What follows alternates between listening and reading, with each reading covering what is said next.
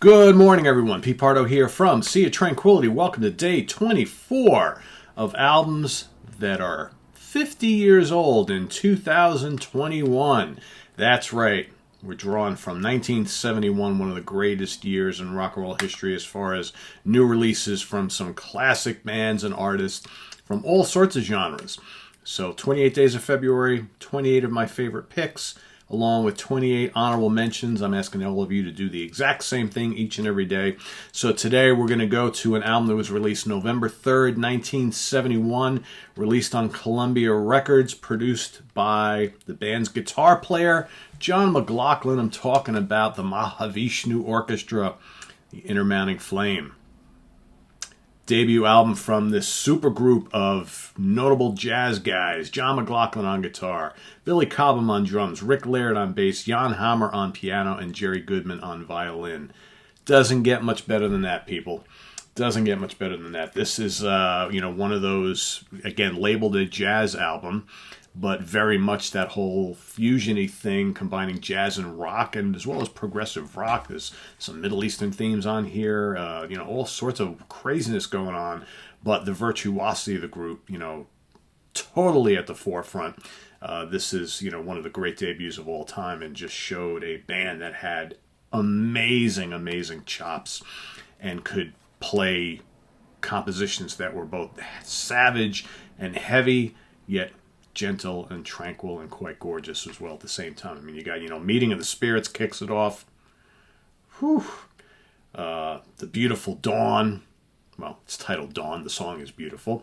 You got the Noonward Race. Again, so complex. Just so out there, right? A Lotus on Irish Streams, another gorgeous tune. You got Vital Transformation. These guys could bring the funk too, and when they wanted to. You got the Dance of Maya, You Know, and Awakening.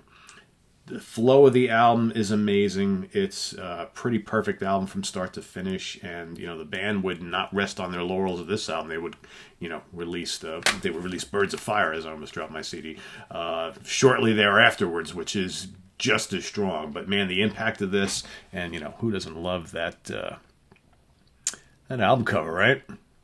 Guys in the band, got the slowly burning flame, right? Awesome stuff. So that is my pick for today, my main pick.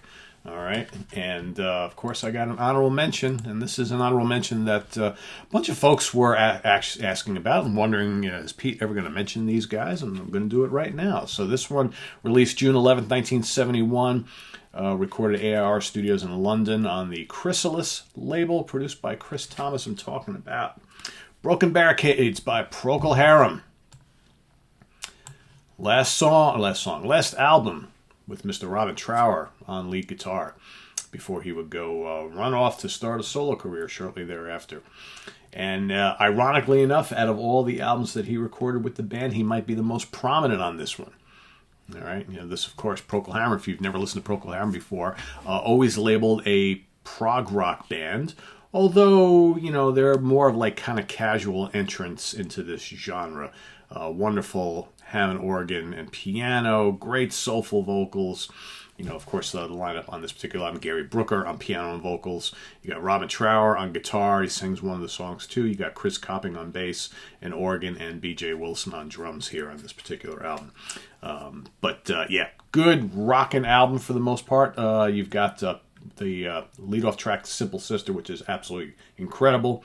Good rocker. You got great stinging lead guitar. You got Broken Barricades, a title track, the Majestic Memorial Drive, Luskus Delph, Power Failure, another good rocker, Song for a Dreamer, which is actually Robin Trower's kind of dedication to Jimi Hendrix, and for me, I think kind of the inspiration for what came to follow on Twice Removed from Yesterday and Bridge of Sighs, and so on and so forth. You got Playmate of the Mouth and Poor Muhammad, another really great song. Very good, like I said, classy, majestic, melodic rock album with, it's a very British album too, but just enough of those elements that kind of make it somewhat of a prog album, right?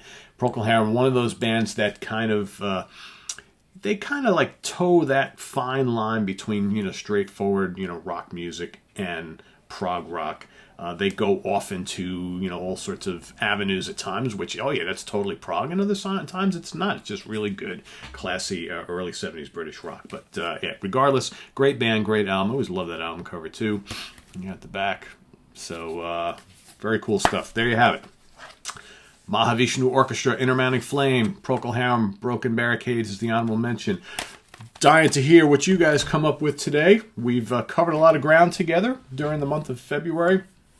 I've seen a lot of really special albums being mentioned by all of you, which is really good to see. Some that, I look and I'm like, oh, yeah, how pains me that I couldn't squeeze them into my list. But anyway, once we finish with this month, we will resurrect this concept next year. We're going to, hopefully we're on YouTube for a long time to come, right?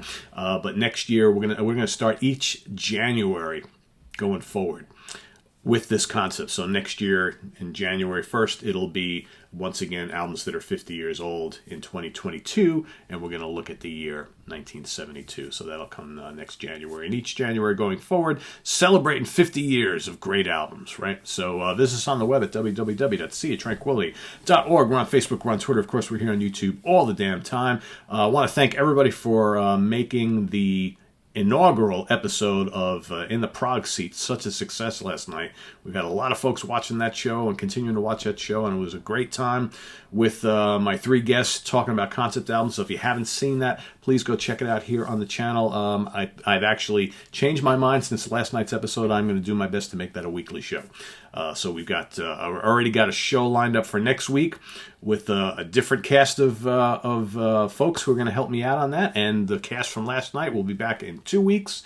Okay, so look forward to that. What we're gonna do is I'm gonna make it kind of like almost like a variety show with different guests, each and every week. Although I will probably, seeing how some of the configurations go, I'll likely, ask those groups to repeat on successive episodes. So we're going to mix and match it a bit. So I think it's really important to kind of, build up some of these guest co-captains, right? Gonna get some revolving seats going in the co-captain's chair for in the Prog seat. So I think that'll be a lot of fun, and I'm really looking forward to bringing some folks on who we've seen do other things on the channel, as well as some folks who maybe were never on the channel, right? So all that coming up and more. Stay tuned also tonight. So it is Wednesday. So we've got Stephen Reed coming back on the show. Stephen Reed from Scotland. He and I are going to be doing a UK prog rock primer. The 20 must-hear albums from the UK in progressive rock. Each of us have our own list, so that's coming up tonight. As well as live.